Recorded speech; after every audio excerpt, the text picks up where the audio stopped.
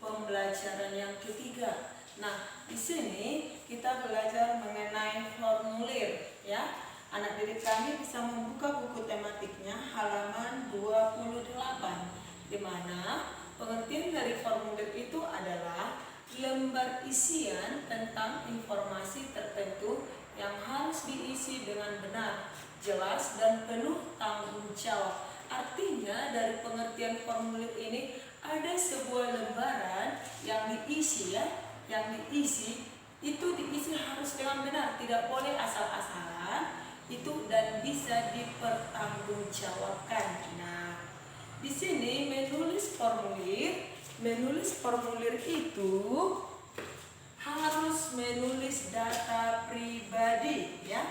Menulis formulir harus menulis data pribadi yang sebenarnya.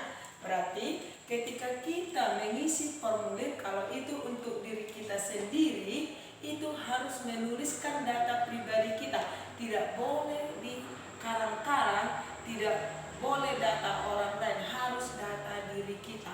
Karena itu harus kita tanggung jawabkan. Nah, di sini anak-anak ada jenis formulir. Ada formulir pendaftaran, formulir slip tabungan, formulir daftar riwayat hidup, baru yang keempat formulir ujian sekolah, yang kelima formulir pengiriman barang, yang keenam formulir kartu anggota ya. Anak didik kami, pasti kalian sudah pernah mengisi formulir kan? Ada di sini formulir pendaftaran ya. Formulir pendaftaran ketika anak didik kami masuk ke TK, ke SD, pasti ada mengisi formulir pendaftaran. Meskipun itu bukan anak didik kami yang mengisi, tetapi anak didik kami sudah mengenal atau pernah melihat yang namanya formulir. Baru selain itu, ketika anak didik kami mengikuti suatu perlombaan atau organisasi, maka anak didik kami pasti mengisi formulir, yaitu data diri sendiri. Nah, di sini informasi yang harus ditulis dalam formulir ya. Apa saja yang kita isi atau kita tulis dalam formulir? Yang pertama ada nama lengkapnya, yang kedua tempat dan tanggal lahir, yang ketiga jenis kelamin, yang keempat alamat, yang kelima umur, baru yang keenam keterangan lain atau keterangan tambahan. Itulah yang harus kita tulis dalam formulir, itu informasinya. Nah, di sini ada Ibu kasih contoh dari formulir ya. Pada pembelajaran 1 ada di sini formulir ya. Yang ini contohnya, anak didik kami bisa membuka halaman 11. Ini adalah contoh dari formulir. Di sini identitas diri, berarti diri kita sendiri. Apa saja yang diisi? Nama lengkap, itu nama lengkap anak didik kami, yang kedua umurnya, baru yang ketiga kelas ya, kelas berapa, yang keempat alamat, di alamat ini di mana tempat tinggalnya, kotanya apa, kode posnya, baru ada nomor telepon rumah, nama sekolah, alamat sekolah, nomor telepon sekolah, nomor kartu pelajar, baru jenis lomba yang akan diikuti, baru ada yang namanya tanda tangan atau nama lengkap. Nah, dari sini ini formulir apa? Ini adalah formulir pendaftaran lomba cerdas cermat ASEAN. Kemudian ada contoh yang kedua, itu juga tentang identitas diri ya. Identitas diri. Ada di sini nama lengkap, umur, kelas, nomor induk siswa atau NIS. Itu anak didik kami pasti tahu, itu bisa dilihat di rapor masing-masing. Ini yang kedua, jenis ekstrakurikuler yang akan diikuti. Ada pilihan satunya, pilihan dua, baru ditanda tangani. Ini adalah contoh formulir pendaftaran kegiatan ekstrakurikuler. Nah, di pembelajaran yang ketiga ini, bisa anak didik kami membuka bukunya halaman 29 ya, halaman 29. Kita disuruh untuk mengisi formulir Klub Sahabat Pena Siswa-Siswi Negara ASEAN ya, karena kita belajar mengenai ASEAN. Bagaimana petunjuknya?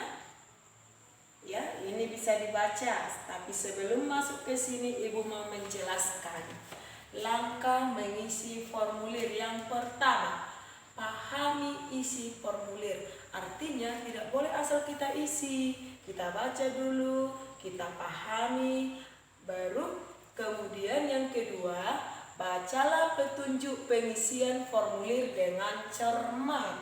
Di sini ada petunjuk pengisian formulir Klub Sahabat Pena ASEAN. Apa saja petunjuknya? Yang pertama, isilah formulir menggunakan nama lengkap. Yang kedua, isilah formulir menggunakan huruf besar ya.